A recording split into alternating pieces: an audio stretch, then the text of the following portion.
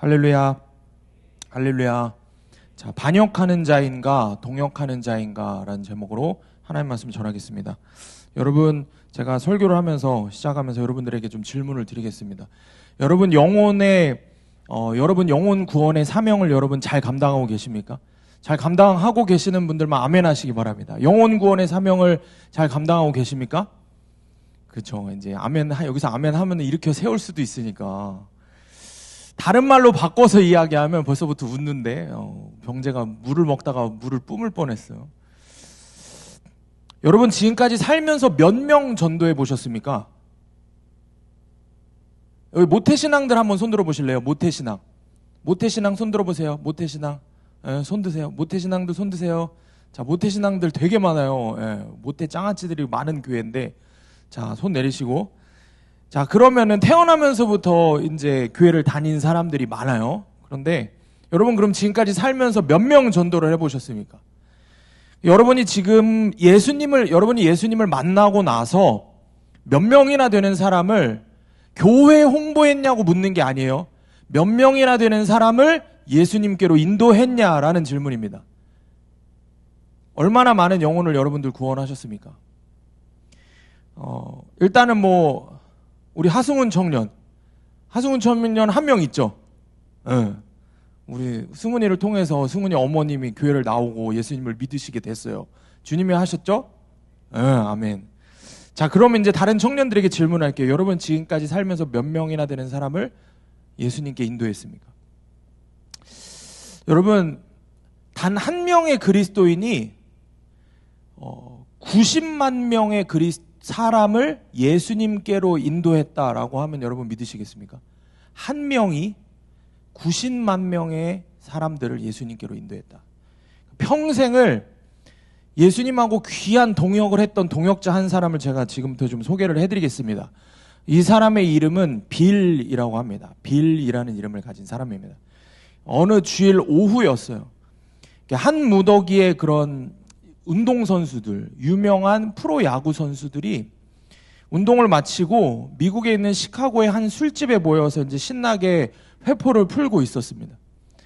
근데 갑자기 신나게 재밌게 술을 먹고 있는데, 왁자지껄 재밌게 웃으면서 술을 먹고 놀고 있는데, 갑자기 술집 한켠에서 노랫소리가 흘러나오기 시작해요. 사람들이 악기를 연주를 하기 시작했습니다. 근데 이 술집과는 너무 어울리지 않는 노랫소리가 흘러나오기 시작하는 거예요. 찬송가였습니다. 어울리지가 않죠. 왜 그날 그 술집에서 정말 말도 안 되는 찬송가가 울려 퍼졌는지는 지금도 모릅니다. 그런데 그 찬송가에 맞춰서 옆에 앉아있던 몇몇의 사람들이 그 노래소리에 맞춰서 노래를 부르기 시작했어요. 찬송가를 부르기 시작했어요. 찬송가의 내용은 그런 거예요. 우리를 죄에서 구원하신 예수님에 대한, 예수 그리스도에 대한 찬송이었어요. 술집에 있는 수많은 손님들이 그 찬송가가 울려 퍼질 때 그거에 관심이 있었을까요? 없었을까요? 관심이 없죠. 전혀 관심이 없죠. 물론 그 한 무더기의 야구 선수들도 전혀 관심이 없었습니다. 그런데 그 중에 그 야구 선수들 무리 중에 한 사람, 제가 아까 이야기한 빌이라는 친구가 있었어요. 이 친구가 야구 선수였어요. 유명한 프로야구 선수였어요. 근데 빌이 그날따라 그 노랫소리가 자꾸 내 귀에 들어오는 거예요. 찬송가의 소리가 자꾸 귀에 들어오는 거예요. 흘러 들어오는 거예요. 어릴 적 엄마의 손을 붙잡고 나갔던 시골 교회 예배당에서 들었던 그 찬송가 소리였어요. 갑자기 빌이 그걸 가만히 듣고 있는데 앞에서 친구들은 신나게 놀고 여러 가지 이야기들을 하면서 쓸데없는 이야기들을 하고 있는데 술을 마시면서 갑자기 이 빌이 눈물이 나기 시작하는 거예요. 이유를 알 수 없이. 그리고 한참을 그 노랫소리를 계속 듣고 있다가 눈물을 흘리다가 마음을 먹고 일어나서 자기 친구 동료 선수들에게 이야기를 하는 겁니다. 얘들아, 나는 지금 마음을 결정했어. 나 예수님한테 돌아갈 거야. 너네도 나랑 같이 예수님한테 돌아갈래? 정말 말도 안 되는 뜬금없는 이야기죠. 이 스토리가. 이런 빌의 말도 안 되는 폭탄 선언에 친구들이, 동료 선수들이 막 박장대소를 해요. 조롱을 해요. 웃어요. 미치는 거 아니냐, 왜 헛소리를 하냐, 술맛 떨어지게. 그런 이야기들을 하는 거예요. 또 한 친구들은 또 얘기하는 거죠. 너 왜 그러냐, 술 잘못 마셨냐, 어떻게 된 거냐, 걱정을 하기도 하는 거예요. 근데 이 빌이 아랑곳하지 않습니다. 그리고 굳게 그날 그 자리에서 먹은 마음을 지켜나갑니다. 그리고 그가 이렇게 그날의 마음을 글을 썼는데 이렇게 고백을 해요. 나는 하나님의 은혜를 구했습니다. 나는 그날 밤 비틀거리며 그 술집을 걸어 나왔습니다. 그런데 술집으로부터만 걸어 나온 게 아니었습니다. 예수님을 잊어버리고 살던 수많은 날들로부터 걸어 나왔습니다. 그리고 그렇게 지었던 수많은 죄로부터 빠져나와서 나를 두 팔 벌려 안아주시는 예수님의 품으로 그날 들어갔습니다. 그날 나는 예수님 안으로 들어가서 새로운 피조물이 됐습니다. 이렇게 고백을 하는 거예요. 그리고 이 빌이 그때부터 어린 시절의 교회의, 시골교회의 목사님이 가르쳐 주셨던 말씀이 있었어요. 귀가 따갑게 들었던 그 말씀이 있었는데, 여러 가지 이야기들이 있었는데 그게 떠오르기 시작한 거예요. 그게 뭐였냐면 이렇게 있어요. 매일 15분씩 하나님의 말씀을 들어라, 성경을 읽으라는 거예요. 매일 15분씩 하나님과 이야기하라, 기도하라는 거예요. 매일 15분씩 하나님에 대하여 이야기하라, 전도하라는 거예요. 매일 15분씩 하나님과 함께 동행해라, 사랑을 실천하면서 살아라. 그러면 너는 훌륭한 하나님의 종이 될 거다. 이런 이야기가 떠오르고 그대로 그때부터 평생 이 말씀을 실천했습니다. 그리고 그 빌이라는 한 사람을 통해서 전 세계에 90만 명이 되는 사람들이 예수님께 돌아오는 놀라운 역사가 일어났습니다. 사람들은 후에 이 전도자가 된 빌을 이렇게 불렀습니다. 위대한 복음 전도자 빌리 선데이라고 불렀습니다. 여러분 아실지 모르겠지만 이 빌이라는 야구 선수가 누구냐면 20세기에서 가장 위대한 복음 전도자라고 불리는 빌리 선데이 목사님입니다.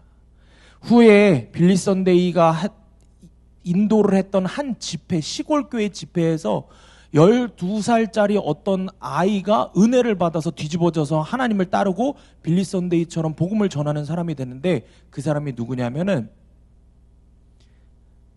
22억 명에게 그리스도의 복음을 전한, 가장 많은 복음을 전한 복음 전도자 빌리 그레엄 목사님이 됩니다. 빌리 선데이의 회심으로부터 22억 명을 전도한 빌리 그레엄 목사님까지 그 한 사람의 회심이 그렇게까지 이어지는 겁니다. 여러분, 빌리 선데이가 술독에 빠져 살던 야구 선수에서 90만 명의 사람을 예수님께로 돌아오게 한 복음 전도가 될 수 있었던 이유가 뭘까요? 그에게 처음 임했던, 은혜가 임했던 그날 찬송가, 주일 오후 술집에서 들었던 그 찬송가, 그 찬송가를 통해 내 안에 주님의 은혜가 임했을 때 그는 그 은혜를 꽉 붙잡고 자리를 박차고 일어나서 자기가 이전에 살던 삶의 방향과 정반대의 삶으로 걸어간 겁니다. 결단했고 결단한 대로 살아간 겁니다. 여러분에게 오늘 그 은혜가 임하시기를 축복합니다. 여러분에게 하나님의 그 은혜가 임하고, 그래서 하나님 말씀이 들려서 일어나서 여러분이 지금까지 살던 방향과 정반대의 삶으로 걸어가는 우리 청년들 되길 주님의 이름으로 축원합니다. 자, 오늘 말씀의 제목은 반역하는 자인가 동역하는 자인가, 반역하는 자인가 동역하는 자인가 라는 제목입니다. 자, 여러분은 하나님께 반역하는 사람입니까? 아니면 하나님과 동역하는 사람입니까? 빌리 선데이는 하나님께 반역하는 사람이었어요. 철저하게 자기중심으로 세상에서 성공하는 야구선수로 술과 함께 세상 유흥을 마음껏 즐기면서 하나님과 정반대의 길을 걸었던 사람이었습니다. 그런데 그에게 하나님의 말씀이 들리는 은혜가 임하자 하나님께 반역하던 삶을 철저하게 돌아서서 하나님과 같은 방향으로 같은 길을 걷는 하나님과 동역하는 삶을 살았습니다. 말 그대로 영혼을 죽이고 죽어가던 사람이 영혼을 살리는 사람이 된 겁니다. 자, 여러분은 지금 어떤 삶을 살고 있습니까? 하나님과 같은 방향으로 하나님과 함께 살고 있습니까? 하나님과 동역하고 있습니까? 아니면 하나님과 다른 방향으로 걸어가기를 주저하지 않고 세상으로 열심히 걸어가서 하나님을 반역하는 삶을 살면서 영혼을 살리기는커녕 여러분의 가족, 여러분 자신의 영혼까지도 죽이면서 사는 하나님을 반역하는 사람이 아닙니까? 여러분의 삶을 돌아보시길 바랍니다. 오늘 본문에 이렇게 하나님께 철저하게 반역하는 삶을 사는 사람이 등장을 합니다. 사울 왕입니다. 그래서 오늘 우리가 말씀의 구절구절을 좀 많이 살펴볼 거예요. 구절구절마다 하나님께 반역을 하는 사울의 모습이 그대로 드러나 있습니다. 그래서 우리가 그 사울의 모습을 여러분 살펴보면서 하나님께 반역을 하는 자가 어떤 특징이 있는지 내 삶의, 내 마음의 모습과 그대로 비교하면서 말씀을 듣는 여러분 되길 주님의 이름으로 축원합니다. 첫 번째로 하나님께 반역하는 자는 자기 죄를 보지 못하고 남 탓만 하면서 삽니다. 하나님을 반역하는 자는 자기 죄를 절대 못 봅니다. 그리고 남 탓만 하면서 사는 삶을 삽니다. 오늘 본문의 말씀은 사울 왕이 하나님께 응답을 받기 위해서 하나님 앞에 나아가는 장면으로부터 시작이 됩니다. 그러니까 지금 이스라엘과 블레셋이 전쟁을 치르고 있는데 이스라엘이 승기를 잡게 돼요. 이게 사실은 말이 안 되는 거예요. 이 숫자로 보고 무기의 질로 보면은 이스라엘과 블레셋은 게임이 안 되는 싸움이에요. 근데 지금 이스라엘이 승기를 잡아서 이기고 있는 거예요. 그런 상황에서 사울 왕이 결정을 하는 거죠. 욕심을 부려서 밤에 늦도록 동이 틀 때까지 밤부터 시작해서 계속 습격을 해서 아예 이 전쟁을 끝장내버리자라고 이야기를 합니다. 그런데 아무리 우리 지금 이스라엘이 승기를 잡았다고 해서 상식적으로 밤길에 적군을 추적해서 따라가서 전투를 하는 거는 맞지 않은 짓입니다. 위험한 일이에요.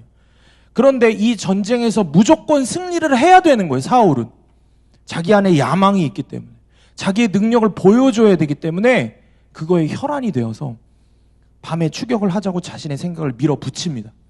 그러니까 보다 못한 제사장 아히야가 사울 왕을 말리죠. 뭐라 그러냐? 하나님께 묻자, 하나님께 신탁을 올리자.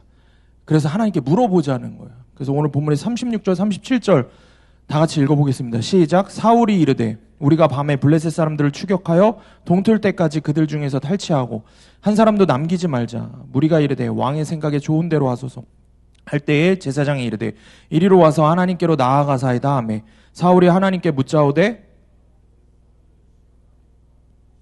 그들을 이스라엘의 손에 넘기시겠나이까 하되 그날에 대답하지 아니하시는지라. 아멘. 사울이 하나님께 나아가서 묻죠. 그런데 하나님께서 대답을 하십니까?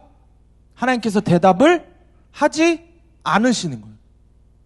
아무런 응답을 하지 않으세요. 하나님께서 아무런 대답을 하지 않으시는 거예요. 그런데 이 사울이 물었을 때 하나님께서 대답을 하지 않으셨다. 이 장면을 사울이 어떻게 하나님께 물었는지 원어적으로 살펴보면은 그냥 하나님한테 물어본 게 아니에요. 그러니까 하나님 전쟁을 계속 해도 돼요? 전쟁을 계속 해도 돼요? 아니면 하지 말까요? 이렇게 물으는 게 아니에요. 원문 성경을 보면 그렇게 해석하지 않습니다. 사울이 어떤 식으로 물었냐 하면은 하나님 전쟁을 해도 되죠? 그죠? 해도 되는 거 맞죠? 그죠? 이런 식의 질문인 거예요. 뭐예요? 긍정의 답을 바라는 거예요. 예스 해주시기를 바라는 거예요. 근데 그 질문에 하나님께서 답을 하셨어요? 안 하셨어요? 답을 안 하셨어요. 그 얘기는 무슨 뜻이에요? 하나님께서 부정을 답하셨다는 뜻인 거예요. 지금 하나님은 그냥 침묵하시는 거의 수준이 아닌 거예요. 더 확실하게 no! 라고 말씀하시는 거예요. 그러니까 이런 거예요. 만약에 제 딸 소원이가 밤늦게 잘 때가 돼서 양치를 했어요. 양치를 다 하고 났는데 엄마의 눈치를 살살살살살 보면서, 이게 실제로 있는 이야기입니다. 살살살살 보면서 제 옆에 와요. 그러고서는 딱 이제 제 여기에 이제 앉아요. 제가 설교를 준비하고 있으면 여기 앉아요. 그러고서는 딱 뽀뽀를 한번 해줘요. 그러고 나서 이래요. 아빠. 그러고 귀에다 대고 엄마가 이렇게 보고 있으니까 귀에다 대고 얘기를 해요. 아빠, 아이스크림 하나만 먹으면 안 돼? 이렇게 얘기를 하는 거예요. 그렇게 얘기를 해요. 그러면은 제가 그런 소원이를 보고 쓱 째려보고서는 아무 대답도 하지 않아요. 자, 그러면 제가 뭐라고 대답을 하는 겁니까? 그게 무슨 뜻이에요? Yes예요? No예요? 안 된다는 거죠. No죠. 너무 정확하게 하나님께서도 지금 대답하시는 거예요. 안 된다고 말로 하시는 것보다 더 분명하고 매섭게 대답하시는 거예요. No, 안 된다. 그러면 여러분, 그런 대답을 들은 사울이 뭘 해야 합니까? 어떤 반응이 있어야 합니까? 내 죄를 깨달아야 되는 거예요. 내 죄를 봐야 되는 거예요. 왕으로서 하나님께 물었잖아요, 대표로. 하나님이 no 하시는 것보다 더 무서운 그런 침묵을 보여주시면 두려워 떨어야 되는 거예요. 그게 정상인 거예요. 하나님 말씀하시지 않는 게. 내 마음대로 해석해도 되는 게 아니라, 아, 이 전쟁 자체가 잘못됐구나. 사울이 모를 것 같으세요? 알죠. 왜냐하면 이 전쟁을 누가 일으켰어요? 사울이 일으켰어요. 하나님한테 묻지 않고. 뭐가 잘못됐다는 걸 사울이 알까요? 알까요? 사울이 알죠. 너무 분명하게 알고 있는 거예요. 너무 분명하게 뭐가 잘못됐는지 아는 거예요. 내 죄가 뭔지 아는 거예요. 하나님께 묻지도 않고 마음대로, 내 마음대로 일으킨 전쟁이라는 거. 내가 하나님께 죄를 지었구나. 그래서 하나님이 이 온 백성이 보는 앞에서 대답조차 하시지 않는구나. 그리고 내 죄를 회개했어야 하는 거예요. 근데 지금 사울은 어때요? 말씀이 들리지 않아요. 이 상황이 해석이 안 되는 거예요. 자기 죄를 전혀 보지 못하는 거예요. 왜 그렇습니까? 사울은 하나님과 동역하는 자가 아니었기 때문에, 하나님께 반역하는 자였기 때문에, 그렇기 때문에 들리지 않는 겁니다. 적용 질문입니다. 하나님께서 내 기도에 응답하시지 않을 때 더욱 내 죄를 깨닫습니까? 응답하시지 않는다고 내 좋을 대로 해석하고 내 마음대로 결정해서 반역하는 삶을 살고 있지는 않습니까? 하나님께서 응답하시지 않으니까 반역하는 자, 사울은 딱 하나님께 반역하는 자다운 행동을 보여주는 거예요. 딱 사울다운, 100% 죄인다운, 뭐라 그래요? 나다운 행동. 야, 참 너답게 행동한다. 사울이 딱 사울답게 행동을 합니다. 오늘 보면 38절 함께 읽습니다. 시작. 사울이 이르되 너희 군대의 지휘관들아 다 이리로 오라. 오늘 이 죄가 누구에게 있나 알아보자. 이게 말이 안 되는 거지. 이 죄가 누구에게 있나 알아보자. 사울이 지금 이렇게 얘기하는 거예요. 아니, 지금 누가 누구한테 죄를 알아봐요. 누가 누구한테 죄를 알아본다고 얘기를 하는 거예요. 사울 자기 죄인데. 아니, 자기가 백성 대표로 죄를 하나님한테 물었는데 하나님이 대답을 안 하시잖아요. 백성들도 다 알 거 아니에요. 어떤 식으로 질문을 했는지 다 봤잖아. 그 백성들도 다 아는 거. 하나님 침묵하신다는 거는 하나님이 너무 강력하게 노 하신다라는 거, 네 죄를 봐야 된다는 걸 아는 거예요. 근데 그렇게 하지 않는 거예요. 대답하시지 않았으면 내 죄거나 내가 죽을 죄를 지었거나 내가 하나님 백성을 내 백성 내 거라고 여기면서 내 인정 중독을 채우려고 내가 이 전쟁을 일으켰구나. 깨달아야 하는데 사울은 지금 말씀이 들리지 않으니까 내 죄를 깨닫지 못하고 남 탓을 하는 거예요. 그래서 뭐라 그래요? 다른 죄인을 찾으려고 하는 거예요. 그래서 백성들이 볼 때는 뭐게 어떻겠어요? 어이가 없겠죠. 무슨 다른 죄인을 찾아. 본인이 지금 일으킨 전쟁에서 지금 다 개고생하고 있는데. 여러분, 이게 하나님께 반역하는 자들의 특징입니다. 하나님께 반역하는 자, 하나님과 정반대에 서 있는 사람, 세상 길로 미친 듯이 달려가는 사람, 내 죄는 못 보고 남의 죄만 죽어라 보려고 하고 내 탓은 못하고 남 탓만 죽으라고 하려고 하는 사람들이 하는 행동이 이런 행동입니다. 사역을 하면은 이런 친구들을 정말 많이 보게 돼요. 고난의 사건이 오면 하나님께서 내 죄를 보게 하시는구나. 하나님이 노 하시는 사건들, 안 돼! 하시는 사건들, 이해할 수 없는 그런 고난의 사건들을 주셨을 때 하나님이 내 죄를 보라고 하시는구나. 근데 말씀을 그렇게 많이 들었는데, 이렇게 해야 된다는 걸 많이 들었는데 이걸 못하는 거예요. 이걸 못하는 거예요. 그래서 이 고난 앞에서 내 죄를 보고 내 탓이오를 외치는 게 아니라 어떻게든 남 탓하고 남의 죄를 외치려고 하는 거예요. 남의 죄를 어떻게든 정죄하려고 하는 거예요.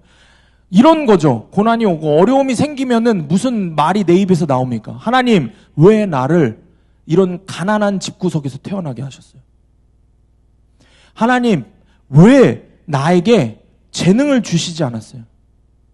하나님, 왜 나에게 이혼한 부모도 모자라서 때리고 핍박하는 부모와 형제를 만나게 하셨어요? 왜 나를 이렇게 더러운 상황과 환경에서 태어나게 하셨어요? 여러분, 그런 고난의 환경을 하나님이 주셨다는 것은, 그런 고난을 주셨다는 것은 내 죄를 볼 수 있는 환경을 허락하신 겁니다. 내 죄를 보고 하나님을 사랑하고 하나님의 자녀답게 살 수 있게끔 완벽하게 하나님이 세팅해 놓으신 거예요. 이게 구속사의 말씀이 들리지 않으면 아멘이 나오지 않는 거예요. 그러니까 우리가 철저하게 어떻게 해요? 나답게 행동을 하는 거예요. 철저하게 어떻게 해요? 고난의 환경과 상황을 마주할 때마다, 그런 거 할 때마다 예수 안 믿는 사람들과 똑같은 말을 내 입에 담는 거예요. 고난이 왔을 때 불평불만하고 하는 게 예수 안 믿는 사람하고 똑같이 행동하는 거예요. 그리스도인인데 세상의 사람들과 정반대의 길을 간다는 게 맞는데 고난이 오면 세상 사람들과 똑같이 얘기해요. 똑같이 해석해요.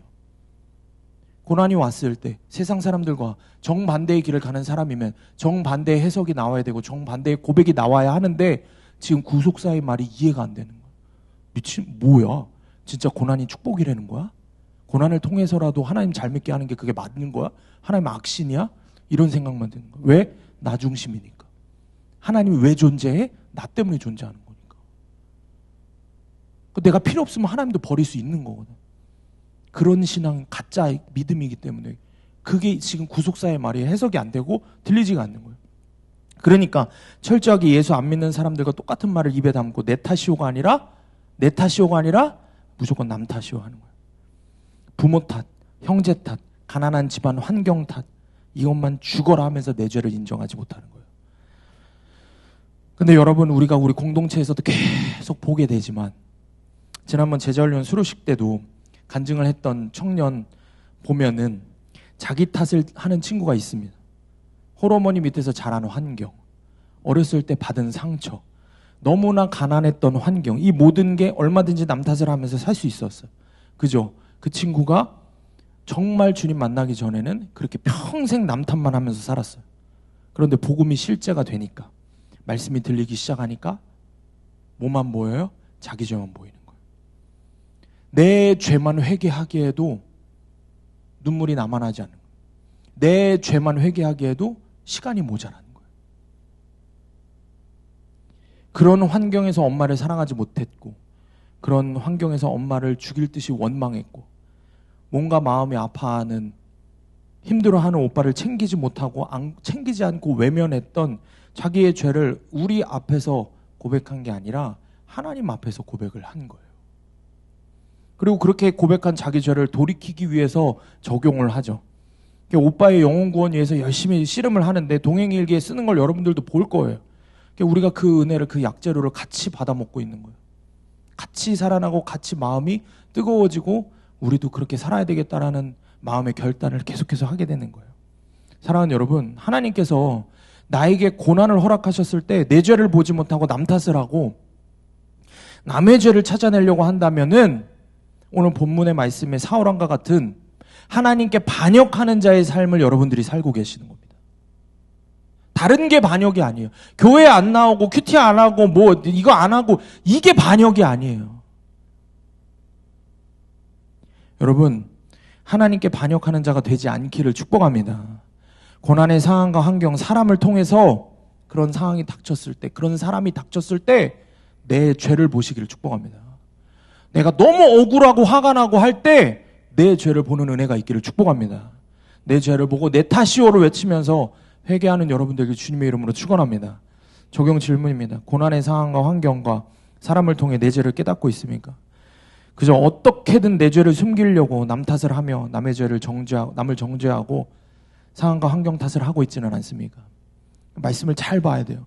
이 사울의 이 모습을 여러분들이 깊숙이 들어가서 봐야 되는 거예요. 내가 사울이라는 생각을 갖고 깊숙이 들어가서 봐야 되는 거예요. 얘가 도대체 왜 이렇게 너무 우리가 제3자로 보니까 뻔히 보이는 이렇게 거짓말을 하고 죄를 다른 사람한테 전가시키고 다른 사람 탓을 하려고 할까? 자기 죄 숨기려고 하는 거거든. 자기 죄를 드러내지 못하는 사람의 가장 첫 번째 모습이 남 탓을 하고 자기 죄를 혹시라도 드러날까 봐 전전긍긍하면서 남 탓을 하고 남의 죄를 어떻게든 드러내려고 하는 거예요. 자기 죄를 그럼 숨겨지는 줄 알고. 그런 파렴치한 짓을 하면서 산다는 거죠. 두 번째로, 하나님께 반역하는 자는 구원을 위해 수고하는 사람을 핍박한다는 거예요. 내 구원을 위해 수고하는 사람을 핍박하는 거예요. 하나님께 반역하는 자 사울이 이제는 더 나아가서 뭐라고 이제 헛소리를 하는지, 망언을 하는지 한번 살펴보시길 바랍니다. 39절 말씀 우리 함께 읽겠습니다. 시작. 이스라엘을 구원하신 여호와께서 살아계심을 두고 맹세하노니 내 아들 요나단에게 있다 할지라도 반드시 죽으리라 하되 내 모든 백성 한 사람도 대답하지 아니하며. 만약에 하나님이 자신에게 응답하시지 않는 이유가, 그러니까 이게 점점 아주 그냥 그 사울의 밑바닥을 보여주는 거예요. 우리의 밑바닥이 그대로 드러나는 거예요. 우리가 하나님을 반역하고 하나님 반대편에 서 있을 때 하는 짓을 사울이 그대로 보여주고 있는 거예요. 응답하지 않는 이유가 뭐래요? 누군가에게 있긴 있는 거예요. 누군가에게 그 죄가, 나 말고 누군가에게 그 죄가 있는데, 그 죄가 만약에 요나단에게, 내 아들에게 있으면 내 아들이어도 내가 반드시 죽이리라 얘기를 하는 거예요. 여러분, 사울이 왜 자기의 아들 요나단을 갑자기 거론을 할까요? 뜬금없이 아들 요나단이어도 죽일 거야 라고 갑자기 얘기를 할까요? 왜 이렇게 대놓고 미워하고 핍박하는 걸까요? 이 구속사의 말씀으로 이거를 해석을 해야 되는 거예요. 사울이 요나단을 죽이려고 하는 이유는 요나단이 사울 자신을 포함해서 자기 거라고 생각하는 이스라엘 백성을 구원하는 그 수고를 했기 때문인 거예요. 그래서 그게 싫은 거예요. 앞선 말씀에서 요나단이 어떻게 해요? 자기 하인과 둘이서 목숨을 걸고 블레셋 수만 명이 있는 그 적진에 들어가서 싸워서 그 전투로 인해서 기세가, 승기가 이스라엘 쪽으로 넘어온 거예요. 그래서 자기의 백성들을 구원한 거예요. 자기도 구원받고. 이게 이제 이해가 안 될 수도 있어요. 상식적으로 생각하면 보세요. 자기의 구원을 위해 수고한 사람, 내가 예수 믿게 하는데 수고한 사람, 그 사람을 죽이려고 한다. 이해가 안 되죠. 이게 말이 앞뒤가 어떻게 이럴 수가 있어. 그죠? 하나님을 반역하는 자. 하나님이 내 왕이 아니라 내가 내 왕이 된 사울에게는 이해가 되는 거예요. 100% 죄인인 우리는 내 구원을 위해서 수고하는 사람이 싫은 게 당연한 거예요. 이해가 가세요? 나는 하나님과 원수된 자이기 때문에 하나님 말씀대로 사는 게 싫은 사람이에요. 하나님 말씀대로 살라고 하는 게 싫은 거예요. 이게 당연한 거예요. 100% 죄인인 나는. 사울이 이해가 안 가는 것처럼 나도 이해가 안 가는 삶을 그렇게 사는 거예요. 내 구원을 위해서 수고하는 사람이 싫은 거예요. 나에게 예수를 전하는 사람이 싫은 거예요. 우리에게 이런 사울과 같은 모습이 차고 넘치는 거예요. 여러분의 구원을 위해서 수고한 사람들에게 감사합니까? 당연하죠. 여러분에게 복음을 전해준 전도사님, 목사님, 공동체의 사람들 너무 고맙죠. 그죠? 여러분에게 그렇게 해준 사람들에게 지금 그걸 이야기하는 게 아니라는 거니까. 그걸 이야기하는 게, 그런 사람들을 이야기하는 게 아니에요. 뭘 이야기하냐? 진짜 내가 예수를 붙잡을 수밖에 없도록 만든 고난의 환경에 감사하냐는 거예요. 그걸 묻는 거예요. 내가 다 쫄딱 망해서 하나님 앞에 나올 수밖에 없도록 만든 이 환경에 감사하냐는 거예요. 이 환경을 주신 하나님께 감사할 수 있냐는 거예요. 내가 기도하고 큐티할 수밖에 없도록 만드는 때리는 아빠 때문에 감사하냐는 거예요. 내가 기도할 수밖에 없도록 만드는 나를 핍박하는 가족들과 세상 사람들에게 감사하냐는 거예요. 이거 아니면 도저히 살 수 없게 만드는 그 사람에게 감사하냐는 거예요.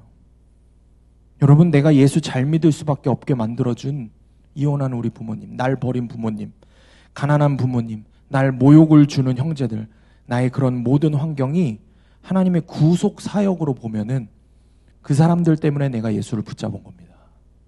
그거 아니면은 100% 죄인이고 완악함의 끝인 나는 절대 하나님 붙잡지 않습니다. 내 고집을 내려놓지 않습니다. 그러니 그들이 내가 예수 잘 믿게 수고한 사람들입니다. 여러분 앞에서 말씀을 전하는 목사님이 수고한 게 아니라 여러분 삶에서 여러분 힘들게 한 그 사람이, 여러분 상처 준 그 사람이 여러분 예수 잘 믿게 수고한 사람인 거예요. 그런데 절대 우리는 이 구속사의 말씀에서 아멘이 안 나오죠. 그러니 자신의 구원을 위해 생명을 다하는 요나단을 죽이려는 사울의 모습을 보십시오. 딱 내 모습인 거예요. 내 구원을 위해 수고하는 그 사람을 사랑하지 못하고 죽일 듯이 미워하는 저와 여러분의 모습을 보는 은혜가 있으시기를 축원합니다. 우리 교회에 오기 전에, 지금 우리 수함교회 오기 전에 제가 몇 해 전에 몸이 좀 안 좋았어요. 그 이유는 과도한 스트레스 때문에 몸이 안 좋았어요. 당시에 제가 사역하던 교회에서 속상한 일들이 좀 있었어요. 제가 정말 아끼고 사랑했던 동생과 제자에게 흔한 말로 뒤통수를 맞았어요. 너무 속이 상하고 너무 감당이 안 돼서 당시에 이제 응급실을 일주일에 2번 정도 실려갔어요. 일주일에 2번 정도 실려갔어요. 살이 한 20kg 가까이 빠졌었어요. 20kg 가까이 빠지는 일들이 있었어요. 그리고 도저히 몸이 이상해서 병원을 가서, 근데 20kg 빠졌다니까 놀라긴 하네. 상상이 안 되나 보다. 20kg 빠졌다니까. 도저히 몸이 이제 이상해서 검사를 받으러 가니까 이제 담낭염이래요. 담낭염. 우리 태교 청년은 담낭염. 근데 사실 이게 담낭을 제거하는 수술, 담낭을 제거하면 되는데, 담낭 제거를 받으면 되는데 이게 큰 수술이 아니에요. 요즘에 되게 많이 하는 그냥 흔한 수술이거든요. 근데 문제는 뭐냐면은 과도하게 스트레스를 받아서 담낭염이 이제 심해져 갖고 이게 부어 갖고 간에 협착이 됐대요. 그래서 간 수치가 올라가고 간이 엄청나게 부은 거예요. 그래 갖고 수술을 받으려고 입원을 했는데 수술을 못 하고 4일 동안 이제 금식을 시키는데, 와, 나는 물도 안 주는 건 처음 봤어. 아니, 물을 못 먹게 하시더라고. 그러고 물을 못 먹게 해갖고 수건, 내가 너무 목말라서 죽을 것 같으니까 수건에 물을 적셔갖고 입에다가 이렇게 그냥 대주기만 하는. 그것도 막 이렇게 많이 그러면 안 된다고. 그래서 한 3일 정도를 물도 못 먹었어요.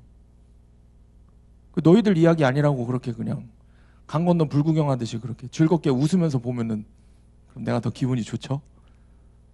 진짜 힘들었어요. 살이 쪽쪽 빠지는 거예요. 이게 진통제를 맞는데 시간이 정해져갖고 이제 그 진통제 시간이 있더라고. 몇 시간에 한 번씩 맞게 하더라고. 근데 그 중간중간에 너무 아픈 거야. 그러니까 이걸 쪼개서 놔주더라고, 나중에는. 내가 너무 아프다고 자꾸 얘기를 하니까. 제가 살면서 제일 아팠던 때가 언제냐면 요로결석 때거든요. 요로결석이 자주 오거든요. 와, 제가 전에도 얘기했죠. 그 119에 한번 실려갔는데 119 실려가면서 119 차에 있는 그 이 들것? 그게 휠 뻔했어요. 제가 너무 미친 듯이 발악을 해갖고 너무 아파하고. 근데 그 요로결석은 아무것도 아닌 거야. 너무 아픈. 너무 그 아픈 고통을 겪게 되고, 그래도 감사하게 간 수치가 이제 며칠 뒤에 내려가서 수술을 받게 됐어요. 근데 이게 담낭염 수술이 우리 교회에도 이제 많이 받으셨거든요. 어른들은. 젊은 사람들도 요즘 많이 받더라고요. 근데 이게 한 30분 정도면 끝나는 거예요. 수술이라고 하기에도 좀 미안한. 30분 정도 전신 마취하고 들어가는데 30분 정도, 그러니까 마취까지 다 하면 1시간이면 된대요. 근데 제가 5시간 걸렸어요. 중간에 한 번 다시 마취를 했대요. 5시간이 걸린 거야. 안에서 뭔가 잘못돼갖고 잘못 건드려서. 그게 그럴 게 아닌데. 그냥 엄청 힘들게 수술을 받고 그렇게 오랫동안 수술을 하고 나서 회복도 더뎌갖고 꽤 오랜 시간 병원에 있었어요. 수술을 받고 치료를 받으면서 여러분 제 마음에 어떤 마음이 들겠습니까? 분노 그 자체예요. 제게 그 큰 상처를 준 아이들은 제게 병문안조차 오지 않았어요. 지금도 연락을 안 해요. 정말 너무 속이 상하는 거예요.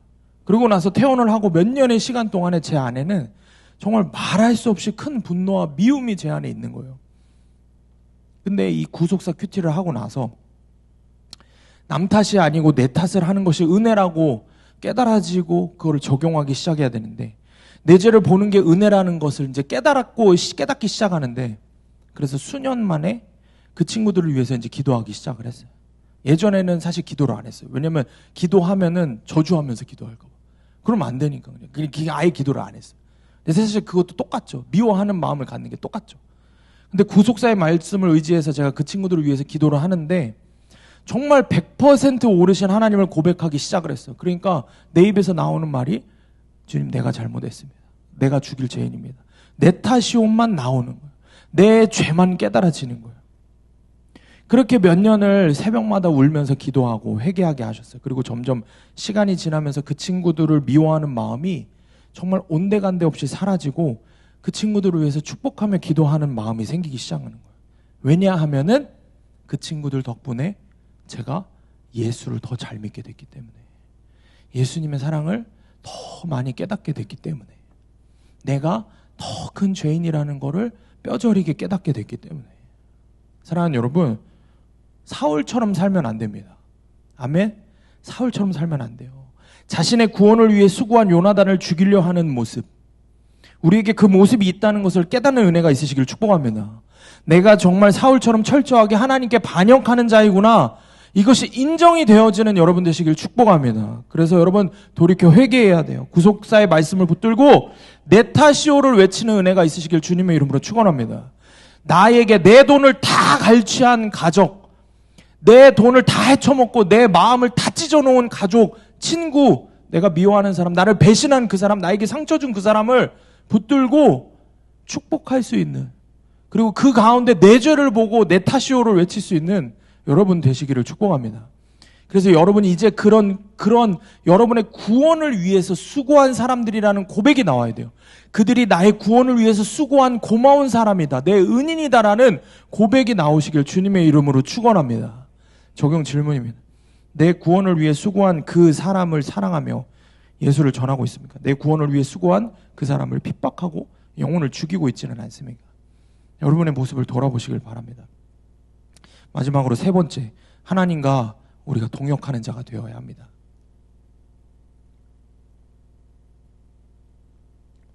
사울이 끝끝내 끝장을 봐야 돼요. 그러니까 똥인지 된장인지 찍어 먹어 봐야 돼. 그러니까 끝까지, 벼랑 끝까지 가야 직성에 풀리는 게 이 사울인 거예요. 이 악한 자들의 모습인 거예요. 전형적인 죄인들의, 멍청한 죄인들의 전형적인 모습인 거예요. 끝까지 가봐야 직성에 풀리는 거예요. 41절 42절 말씀 함께 읽습니다. 시작. 이에 사울이 이스라엘의 하나님 여호와께 아뢰되 원하건대 실상을 보이소서 하였더니 요나단과 사울이 뽑히고 백성은 면한지라. 사울이 이르되 나와 내 아들 요나단 사이에 뽑으라 하였더니 요나단이 뽑히니라. 사울이 하나님께 아뢰죠. 41절에 뭐라 그래요?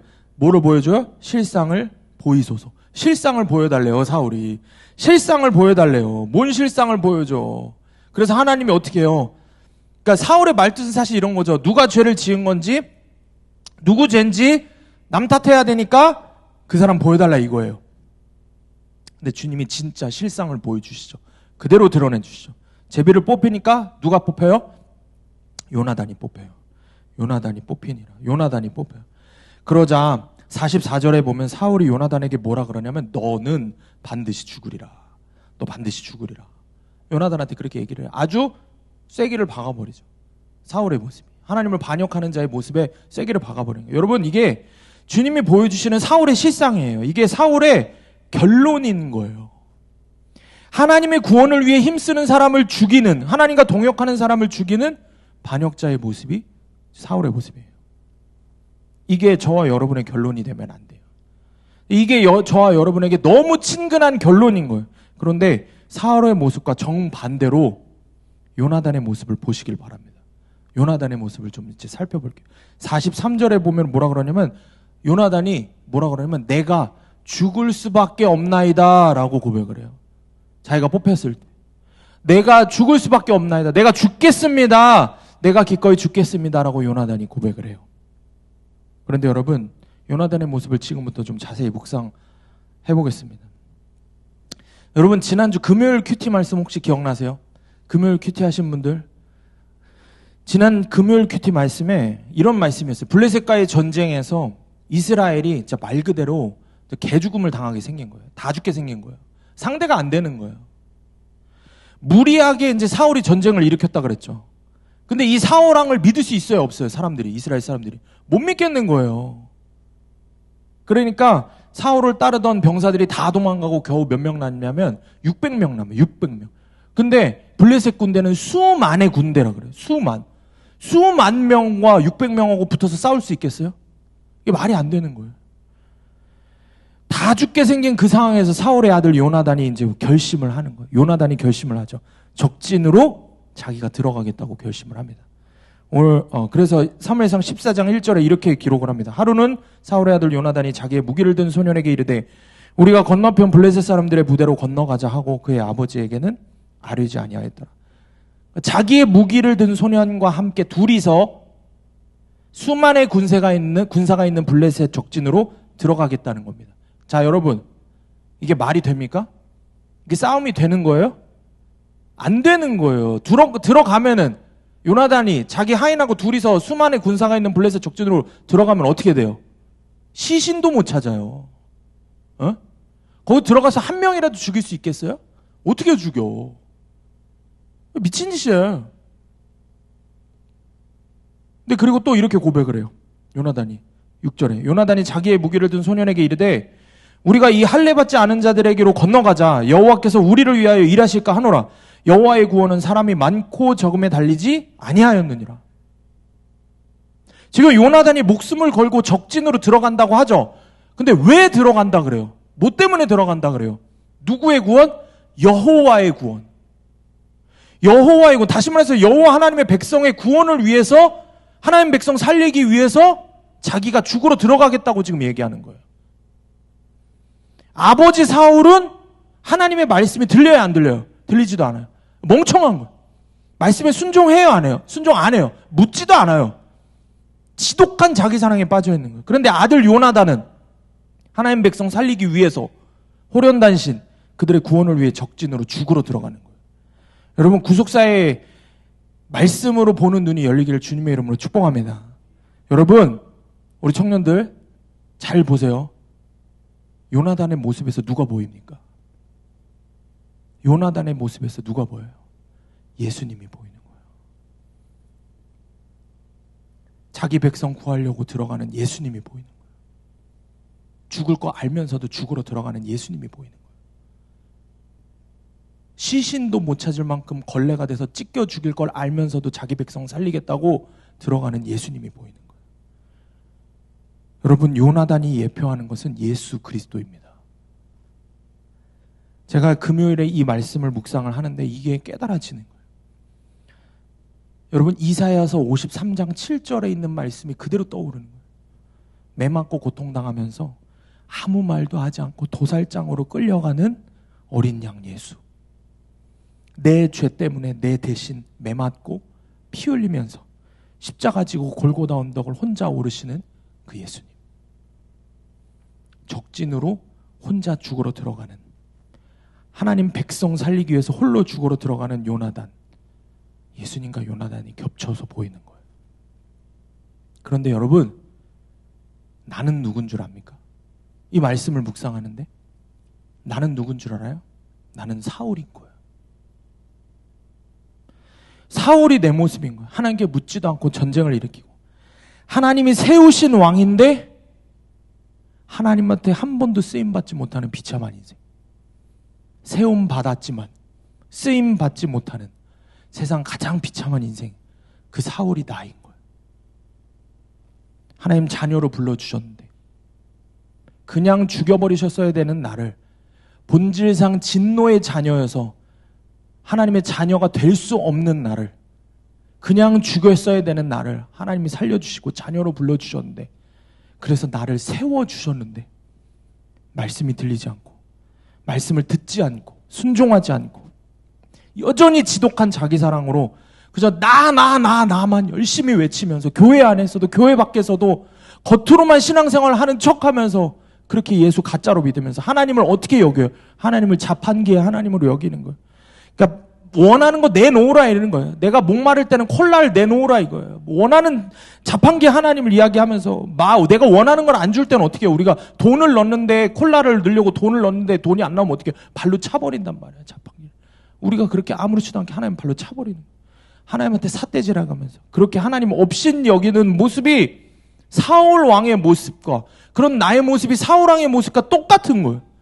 그래서 주님 앞에서 제가 이 구속사의 말씀을 깨달아져서 통곡을 하게 되는 거예요. 주님 제가 사울 왕과 같은 자입니다. 주님 제가 사울 왕입니다. 내가 주님을 그렇게 외면한 사울 왕이면 주님 나를 불쌍히 여겨주세요. 주님 세움 받았으면 뭐예요? 주님 나를 그리스도인으로 하나님 종으로 세우셨으면 뭐예요? 주님이 나를 쓰시고 싶어도 쓸 수가 없는 더러운 죄인으로 사는데 주님 내가 어떻게 해야 되냐고. 내가 정말 주님께 세움 받았으니까 주님 내가 쓰임 받고 싶다고. 여러분에게도 똑같이 물으시는 거예요. 여러분 가정에서 주님이 세우시는 거예요. 가족 구원을 위해서 힘쓰라고 주님 세우신 거예요. 근데 주님이 쓰시고 싶어도 쓰실 수가 없는 거예요. 왜? 사울왕과 같은 모습만 내 안에 가득하기 때문에. 여러분이 필요할 때만 하나님을 찾는 자판기 하나님을 붙들고 사는 가짜 그리스도인으로 살기 때문에 가족 구원은 무슨 얼어 죽을 가족 구원이야. 나 살기도 바빠 죽겠는데. 전도는 무슨 전도야. 빌리 선데이는 누군데? 들어보지도 못한. 나하고는 상관없는 사람. 하나님의 마음이 향한 곳에 내 마음은 없어. 영혼을 위해서 마음을 찢으며 지금도 십자가에 달리신 예수님의 마음이 내 안에는 없는 거예요. 그러니까 제자 훈련을 했으면 뭐예요? 지독하게 자기 사랑.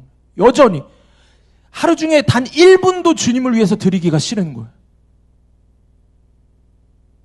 교회에 나오는 이유가 그냥 종교 나부랭이 때문에 나오는 거예요.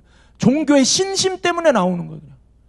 그래서 나오는 거지 정말 날 위해서 십자가에서 죽으신 예수님 사랑해서 나오는 게 아니에요.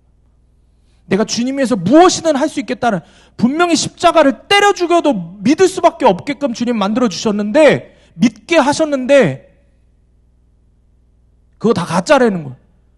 믿어본 적 없다는, 경험한 적 없다는 거예요. 그런 식으로 이기적으로 십자가를 버리고 아무렇지도 않게. 이유가 뭐예요? 내가 내 마음 편한 대로 죄 지으면서 살아야 되니까. 내가 내 원하는 대로 죄 지으면서 사는 게 편하니까. 그게 우리의 모습이에요. 주님이 세우셨지만 주님 쓰이지 못하는, 세움 받았는데 쓰임 받지 못하는, 그게 우리의 모습인 거예요. 제가 주님 앞에서 이걸 고백을 하는데 제게 보여주시는 말씀이 있는 거예요. 주님 나에게 보여주신 말씀, 7절 말씀 우리가 함께 읽습니다. 7절 말씀 시작. 무기를 든 자가 그에게 이르되 당신의 마음에 있는 대로 다 행하여 앞서가소서. 내가 당신과 마음을 같이하여 따르리이다. 주님 나에게 물으시는 거예요. 무기를 들고 요나단을 따라 적진으로 들어간 하인, 네가 그 종이 될 수 있냐? 네가 내 백성을 위해서 죽을 수 있냐? 요나단에게 내가 당신과 마음을 같이하여 내 마음을 들여서 따르겠습니다 고백하며 요나단과 함께 둘이서 블레셋 수만 대군의 적진으로 목숨을 버리면서 뛰어든 그 하인이, 무기를 든 하인이 될 수 있냐고 주님 나에게 물으시는 거예요. 제가 뭐라고 대답을 했겠어요? 주님, 내가 어떠한 사람인지 주님도 아시고 나도 알아요. 내가 얼마나 믿음이 없고 내가 얼마나 악하고 내가 얼마나 자격이 없는 사람이라는 걸 알아요. 근데 주님이 다시 나에게 기회를 주신다면, 다시 한 번만 기회를 주신다면 주님, 내게 주신 그 무기 예수 그리스도 십자가 들고 주님 따라갈게요. 이제 더 이상 주님 혼자 십자가 질 수 없어요.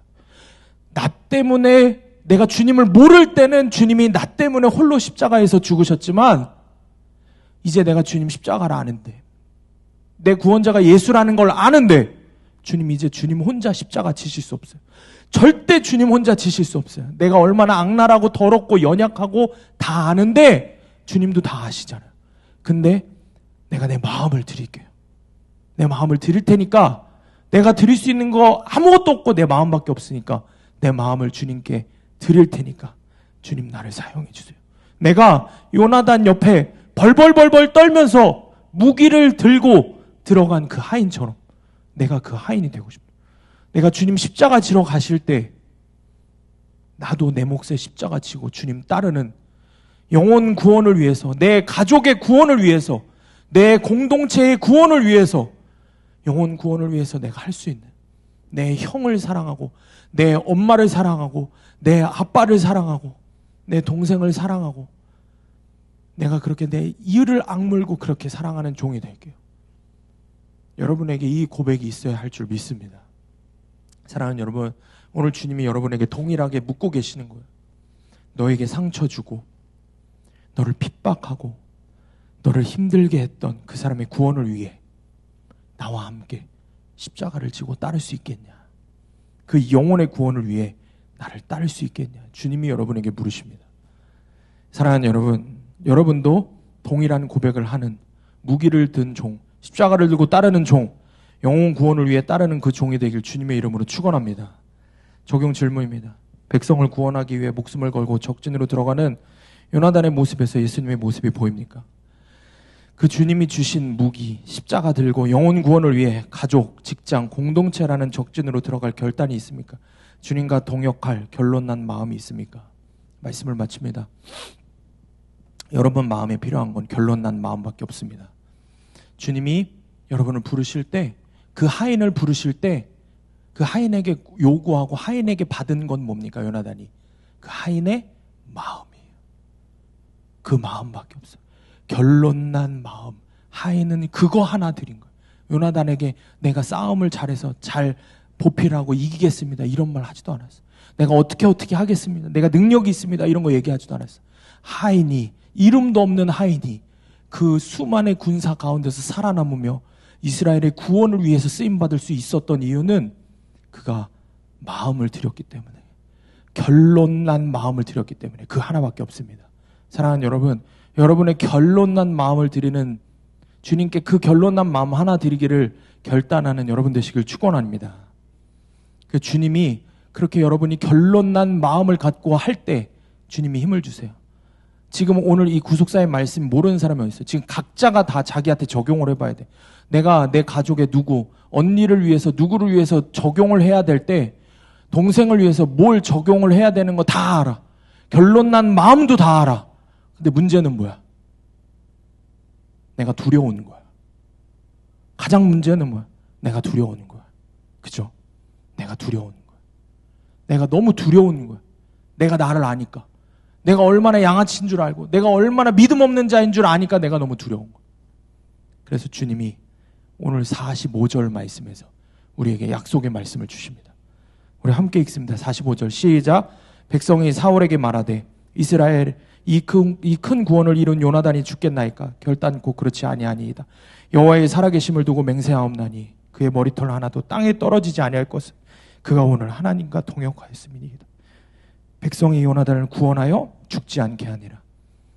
요나단을 지키고 구해내고 한 게 누구냐고요? 이스라엘 백성이에요.